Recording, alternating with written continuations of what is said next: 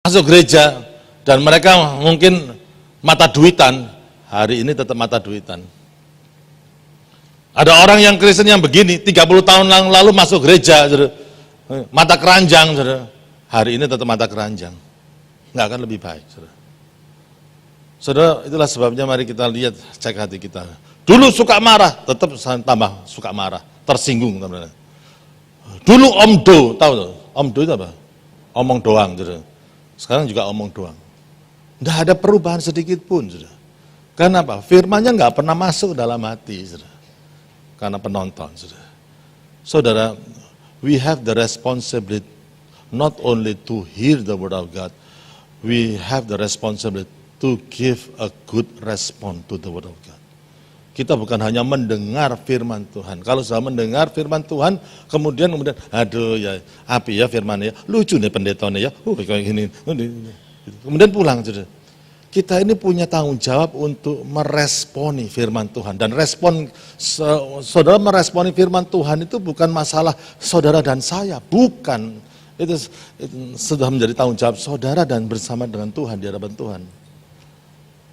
Saudara itu ya. Jadi itu mari kita sadari bahwa jangan sampai hati kita itu mengeras, saudara, dan hati kita itu akhirnya nggak bisa disentuh dengan nasihat firman Tuhan. Saudara. Nah, saudara kalau kita lihat sebelumnya, saudara, itu benih itu, saudara, burung-burung itu di udara memakan benih itu, firman itu sampai habis, tidak ada bekasnya. Ribuan kali dengar firman Tuhan, tidak ada bekasnya. Cara pacarannya juga sama pacaran orang dunia sama, cara bisnisnya sama orang dunia juga sama. Ngamuknya, dan lain sebagainya, sama dengan orang yang di luar gereja, sama saja. Kita berkumpul di sini bukan hanya untuk mendengar firman Tuhan, tetapi memberikan respon kepada firman Tuhan itu dan mengalami perubahan dalam Yesus Kristus. Karena the word of God has all the power to transform us, to change us. Amin, saudara. Ya, yang kedua, saudara, ada tanah yang berbatu-batu. Tumbuh, tapi menjadi kering karena tidak mendapat air. Artinya apa, saudara? Artinya mendengar firman, menerimanya dengan gembira, ini ada respon. Responnya gembira nih ya. Tetapi tidak berakar, mereka percaya sebentar saja dan dalam masa pencobaan mereka murtad. Saudara. Setelah saya lihat batu-batu, tanah yang berbatu-batu, apa ya, saudara? Nah, saya kasih ini, simpulkan, tanah atau hati yang berbatu-batu atau hati yang dangkal, atau hati yang terlalu banyak prioritasnya. Batu-batu ngomong tentang prioritas. Firman Tuhan tidak pernah menempatkan urutan yang pertama dalam kehidupan seseorang. Saudara, ada banyak prioritas-prioritas yang lain. Ada banyak mungkin prioritas yang tidak salah, tetapi ada pepatah yang mengatakan kalau hal-hal yang baik itu menghalangi saudara untuk mendapatkan yang terbaik, maka hal yang baik itu tidak baik. Amin, saudara? Itu, saudara. Jadi ada prioritas-prioritas. Ada orang yang prioritasnya hobi, saudara. Hobi, saudara. Ya, hati-hati dengan hobi. Ya, kita bisa diberkati dengan hobi kita. Puji Tuhan, Tuhan memberikan hobi, itu ya. Itu bisa memberikan hobi. Enggak masalah, saudara, hobi, saudara. Ya, ada orang yang hobinya bulu tangkis, ada orang hobinya golf, orang yang mancing dan lain-lain, tidak masalah. Tapi kalau itu sudah menduduki tempat yang lebih utama, yang utama sehingga kita lupa firman Tuhan, kita lupa Tuhannya. Kalau Tuhan disamakan dengan hobi kita, maka batu-batu itu akan menjepit dan kemudian menyulitkan akar dari firman Tuhan itu untuk mencapai air dan akhirnya kerohanian kita yang akan layu, kerohanian kita yang akan mati. Itu. Ya, saya senang ikan koi, saudara. Ada orang yang hobinya ikan koi juga, saudara. Ada teman di Singapura yang cerita, saudara. Dan temannya dia itu, anggota ini jemaat Singapura, MDC Singapura, yang cerita bahwa temannya itu punya hobi koi. Dan setiap kali dia pergi ke luar negeri, ini koinya banyak dan gede-gede sampai dikirim ke Jepang, saudara. Untuk dititipkan, penitipan koi di Jepang. Aku baru tahu juga ada penitipan koi di Jepang, saudara. Itu ya. Daripada koi saya dititipkan di Jepang ya enggak apa-apa, saudara seneng aja, saudara belum pernah ke Jepang. Saudara, gitu. Nah saya tanya, lu diapain koinya? Koi itu dikasih makanan yang sehat, kemudian koi itu dipijeti. Loh, luar biasa ada koi dipijeti, luar biasa supaya enggak stres. Saudara. Juga luar biasa. Saudara. Ya, terus kemudian saudara, ya waktu ini orang ini pergian koinya dititip, bukan satu loh saudara, yang gede-gede banyak saudara. Koinnya nggak tahu kena virus, kenapa? Koinnya mati, saudara. Dan apa yang itu profesor koi yang luar biasa di Jepang, harakiri. Harakiri gara-gara koi loh, saudara. Malu sebagai profesor kok menangani. Waduh, saya enggak berani ngomong itu masuk mana ya, surga atau neraka. Ya, saya pikir di surga nggak ada koi, saudara. Saudara, everything itu jangan sampai itu menempati itu tempatnya Tuhan, jangan, saudara. Itu, ya, saudara. Ya, saya percaya di surga tidak ada koi, tapi saya percaya di surga ada lapangan golf. Haleluya. Enggak, saudara. Enggak, gitu. Ya, tapi ini bahaya. Saudara. Tapi masalahnya bukan yang baik-baik saja, tetapi batu-batu itu bisa ambisi saudara, karier saudara. Itu bisa menjadi batu-batu yang bisa menghimpit. Saudara nggak punya waktu lagi untuk berdoa, saudara tidak punya lagi untuk bersekutu dengan saudara seiman, saudara nggak punya lagi untuk pergi ke discipleship group atau kesan atau apalah gitu, dan tidak sempat lagi untuk mengembangkan kerohanian saudara, mati itu.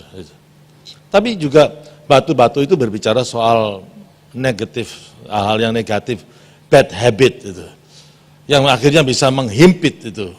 Perjalanan akar itu mencapai airnya sehingga kerohanian kita kering dan mati. Kemarahan, kepahitan, tidak mau mengampuni orang, dan lain sebagainya. Itu menjadi batu-batu sehingga kekristenan kita juga dangkal, nggak dalam. Ya, sukacita, tapi akhirnya juga naik turun terus. Sebentar bersyukur, sebentar ngomel, sebentar bersyukur, sebentar ngomel, sebentar rajin ke gereja, sebentar malas ke gereja, sebentar sungguh-sungguh mau doa, sebentar malas doa, dan lain sebagainya. Terus kayak yoyo gitu, karena apa? Enggak konsisten, karena apa? Enggak dalam, saudara. Masalahnya itu enggak dalam, saudara. Ya saudara, ini orang yang banyak prioritas. Kita hidup dalam satu zaman di mana kita ini dipenuhi dengan segala macam pilihan tambah banyak, saudara. Kita dulu ke restoran pilihannya cuma 1, 2, sekarang restoran kita yang milih banyak yang milih. Makanya perlu bisa memilih dengan baik, perlu kita fokus. Sulit untuk orang itu untuk fokus. Ya, ada penyakitnya anak-anak attention deficit disorder itu, anak-anak yang sulit konsentrasi, anak-anak yang sulit untuk bisa fokus itu. Saya beritahu ya, saudara, sebenarnya tidak ada anak-anak yang bodoh, itu enggak ada. Enggak ada itu anak bodoh, itu enggak ada. Kesulitan mereka untuk fokus dan konsentrasi. Kalau seorang itu bisa konsentrasi aja, maka intelijennya akan naik. Itu berhubungan itu, kemampuan untuk fokus. Makanya itu kaca pembesar itu kalau di bawah taruh matahari itu bisa membakar, bisa jadi api. Kekuatan matahari itu bisa difokuskan, itu kekuatan yang luar biasa. Yaitu iman itu juga membuat kita itu fokus, dan akhirnya kekuatan Allah menjadi kekuatan kita, itu fokus, power of focus. Itu penting juga. Amin, saudara. Ya itu, ya oke. Terus saudara, yang ketiga adalah tanah yang bersemak duri. Yaitu benih yang jatuh ke tanah yang bersemak duri, benihnya tumbuh, saudara. Tetapi semaknya juga tumbuh, kemudian semaknya itu menghimpit benih tadi itu sampai mati tumbuhan. Yaitu orang yang mendengar firman, kemudian bertumbuh, tetapi mereka terhimpit oleh satu kekhawatiran, kekayaan, dan kenikmatan hidup. Dalam Matius 13 ayat 22 dikatakan, tipu daya kekayaan sehingga tidak berbuah. Saudara, hati-hati juga, saudara, ini bicara soal materi. Sebetulnya saya pikir Tuhan Yesus ini bisa menggolongkan materi ini, dimasukkan batu-batu juga bisa. Saudara. Tetapi ini disendirikan karena ini bahaya. Ini sangat-sangat bahaya, karena uang itu penting, tapi bukan yang terpenting. Amin, saudara. Uang itu penting, tapi bukan segala-galanya. Itu, saudara. Ini adalah cerita tentang kalau orang mengukur segala sesuatu dengan uang. Orang yang ingin cepat kaya, saudara. Hati-hati, saudara. Saya itu tanya ya, zaman dulu itu kalau anak-anak kecil ditanyain mau jadi apa, mau jadi dokter, mau jadi apa, insinyur. Dulu itu cuma dokter sama insinyur yang paling ngetop, saudara. Ya. Tapi sekarang yang paling top itu anak-anak itu loh, kalau ditanyain mau jadi apa, cita-citanya mau jadi apa, orang kaya. Loh, gitu ya, saudara. Enggak jadi dokter, enggak jadi insinyur, yang jabatannya itu enggak atau apa, tapi mau jadi apa, mau jadi orang kaya pokoknya. Loh saudara, bahaya kan gini, ini kan bahaya saudara. Lagunya pun sekarang itu lagu anak-anak itu loh saudara. Andaiku kaya, sik asik loh saudara. Loh, itu saudara, gimana saudara, dari muda udah dicekokin itu. Dan it can choke the word. Itu bisa menghimpit, mencekik firman, mati saudara. Saya beritahu ya, tidak ada orang dipakai Tuhan secara luar biasa. Tidak ada orang yang dipakai untuk melakukan kegerakan Allah yang luar biasa dan pada waktu yang sama dia mata duitan, nggak ada. Itu harus kita sadari. Saya mengatakan ini adalah money oriented heart itu. Jangan sampai kita ini menjadi money oriented church. Karena tidak ada gereja yang dipakai Allah untuk memimpin satu kegerakan Allah, membangun satu kegerakan rohani yang luar biasa kalau itu mata duitan. Kita harus menempatkan keuangan pada posisi yang sebenarnya. Karena apa? 1 Timotius 6 ayat yang ke-10 mengatakan bukan uang enggak salah. Uang itu netral, tapi dan kalau misalkan ada orang yang mengatakan orang Kristen boleh kaya enggak? Menurut saudara boleh enggak orang Kristen kaya? Yang ngomong boleh angkat tangan, saudara. Banyak ya. Siapa yang kepingin kaya? Waduh, banyak juga. Gitu. Memang saya lebih setuju uang itu jatuh ke tangan orang yang takut akan Tuhan daripada orang yang tidak takut akan Tuhan. Kalau uang itu jatuh ke tangan orang yang takut akan Tuhan, maka pekerjaan Tuhan yang akan diperlebar. Amin, saudara. Ya. Tetapi cinta akan uang. Kalau begitu ada cinta akan uang, it can drag you. Dikatakan 1 Timotius 6 ayat yang 10 dikatakan cinta akan uang itu adalah akar dari bukan beberapa, tapi segala kejahatan. Segala kejahatan. Hati-hati saudara dengan hal ini saudara. Dan orang itu berlomba-lomba hanya untuk ingin kaya. Dan saya cuma ambil satu ayat saja saudara. Amsal pasal 28 ayat 20, ayo kita baca bersama-sama Amsal 28 ayat 20, 1, 2, 3. Orang yang dapat dipercaya mendapat banyak berkat, tetapi orang yang ingin cepat menjadi kaya tidak akan luput dari hukuman. Ini nggak main-main loh saudara. Ayatnya orang yang ingin cepat menjadi kaya tidak akan luput. Artinya apa? Pasti kena. Begitu, kenapa kok demikian? Karena kekuatan uang itu bisa menyeret kita kepada berbagai macam tindakan yang tidak baik. New Living Translation, kalau saudara punya Alkitab New Living Translation, itu kalau orang yang ingin kaya will saya catat di sini itu, bentar, supaya lebih persis lagi ya, saudara. Will get into trouble, pasti kena masalah, saudara. Karena dia bisa menghalalkan semua cara untuk mendapatkan uang tersebut. Kalau terjemahan hari ini, terjemahan bebas hari ini, orang yang ingin cepat kaya tidak akan luput dari KPK. Gitu. Karena apa? It can blind you. Bisa membutakan mata saudara. Sehingga saudara nggak merasa bahwa saudara itu keliru. Sekarang lagi disidak di airport, tenaga kerja yang mestinya itu menjadi pahlawan bangsa, diperes, bayangin. Dan orang yang meres pun nggak merasa bahwa dia itu orang yang sangat bobrok moralnya. Kok bisa? Di Filipina, tenaga kerja Filipina, kalau pulang dari luar negeri, disambut dengan tepuk tangan. Mereka dianggap pahlawan-pahlawan dari bangsa yang bisa memulihkan ekonomi bangsa. Di sini diperas, saudara. Repot, saudara. Hati-hati, saudara.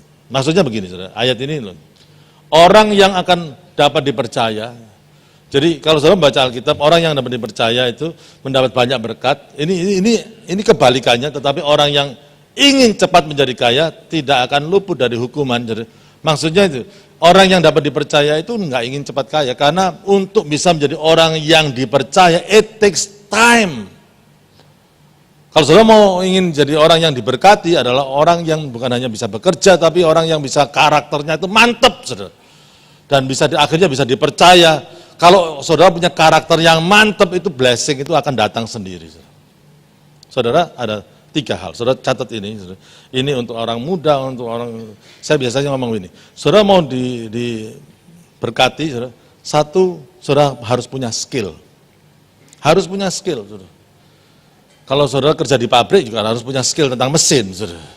Skill itu penting. Kita digaji karena skill kita, saudara. Ya. Tetapi kalau kita mau gaji kita itu naik, saudara, jangan pakai cara yang lain lagi. Kita harus punya yang kedua itu karakter. Kalau kita bisa dibeli bukan hanya skill kita, tapi karakter kita bisa dipercaya, pasti gaji kita lebih tinggi. Kalau cuma skill aja, tapi karakternya enggak baik, satu kali kita akan di PHK. Karena apa? Ada banyak orang yang lebih skillful daripada kita. Generasi-generasi yang lain, muda-muda, lebih pintar. Tapi kalau ada orang yang sulit untuk cari orang yang dipercaya, betul nggak, saudara ya? Tapi kalau misalkan saudara mau gaji saudara naik, saudara menjadi orang yang dipercaya, karakternya. Dan yang ketiga, kalau yang higher lagi, saudara bukan hanya punya skill dan karakter, saudara harus punya leadership. Dan leadership itu adalah training, belajar untuk menjadi seorang pemimpin. Saudara kan gaji saudara paling atas itu kalau menjadi leader itu. Ya, itu. Jadi maksudnya Amsal itu ngomong, kalau saudara ingin menjadi orang yang diberkati, saudara harus menjadi orang skillful dan karakternya harus mantap, dan dari situlah berkat Tuhan itu mengalir. Jangan ingin cepat kaya, dan itu hati-hati. Tapi orang yang ingin cepat kaya akhirnya kena masalah dan hidupnya hancur, saudara. Dan saudara cek aja ayat yang ke-22 dari Amsal pasal yang ke-20 ini, 28 ini, ayat yang ke-22 dikatakan orang yang ingin cepat kaya akan kekurangan terus. Karena Tuhan nggak bisa memberkati apa yang didapatkannya, ya. Itu, saudara. Dan hati-hati dengan hal-hal seperti ini, jangan sampai